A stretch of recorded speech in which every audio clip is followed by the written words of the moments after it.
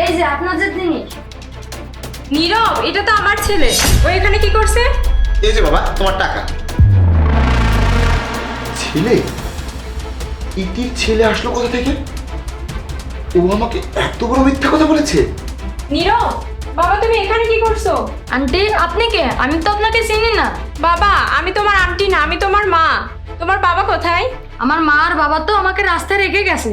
কি? তোমার বাবা আবার বিয়ে করেছে? আমার মা আমাকে রেখে চলে গিয়েছে আর আমার বাবা আবার বিয়ে করেছে। সেই মা আমাকে মেনে নেয় না, সেজন্য আমাকে বাসা থেকে বের করে দিয়েছে। বাবা, এখন তুমি কোথায় থাকো? ওই যে নিচে কাপড় ফেরি করছে, আমি ওনার কাছে থাকি আর ওনার সাথে কাজ করি। কি? তার মানে তুমি বস্তিতে থাকো? হ্যাঁ। ইতি, এসব কি হচ্ছে? মা ছেলের খেলা? ও তোমার ছেলে আর তুমি আমাকে এত বড় মিথ্যা কথা বলেছো? জাহিদ, আমি তোমাকে কোনো মিথ্যা বলিনি। আমি যা বলেছি সব সত্যি বলেছিলাম। কি সত্য বলেছো তুমি আমাকে? তুমি কি আমাকে এটা বলেছিলে যে তোমার 10 বছর বয়সের একটা ছেলে আছে? তুমি তো আমাকে শুধু বলেছিলে যে তোমার বিয়ে হয়েছিল, ডিভোর্স হয়েছে। তুমি তো আমাকে এটা বলোনি যে তোমার এত বড় একটা বাচ্চা আছে। যখন আমার ডিভোর্স হয়েছিল তখন আমার ছেলের বয়স ছিল 1 বছর। আমাদের তখন মামলা চলছিল।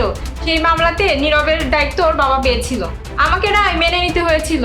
তার মানে এই না যে আমি আমার ছেলেকে ভালোবাসি না। ব্যাস, অনেক হয়েছে। এখন আর আমি আমার আর তোমার মধ্যে এই ছেলেকে চাই না।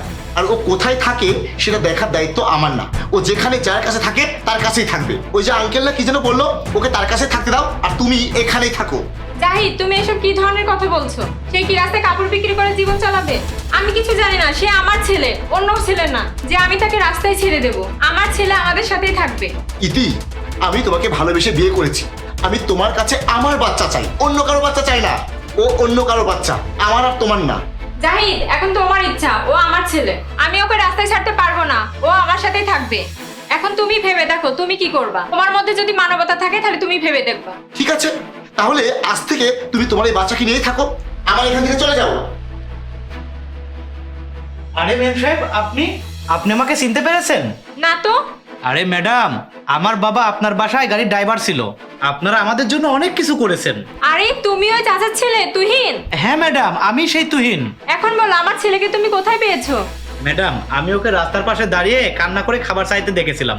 ওর কাছে গিয়ে আমি বললাম, বাবা তুমি কোথায় থাকো, তোমার বাসার ঠিকানা বলো। তখন আমি বুঝলাম ও আপনার ছেলে।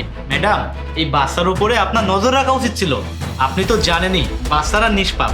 যদি সঠিক সময় সঠিকভাবে বাচ্চাদেরকে লালন পালন না করা যায় তাহলে তো বাচ্চারা নষ্ট হয়ে যাবে। আর এতদিন ধরে আমি আপনার অপেক্ষায় ছিলাম।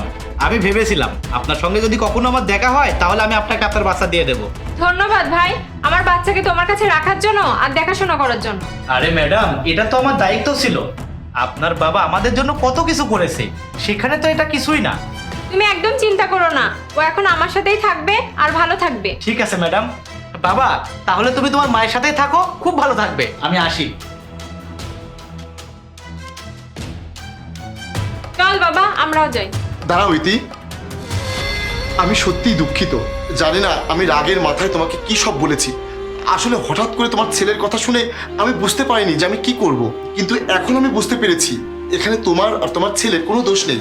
আর তোমার ছেলে তো আমার ছেলের মতোই। ও এখন থেকে আমাদের সাথে থাকবে। এসো বাবা।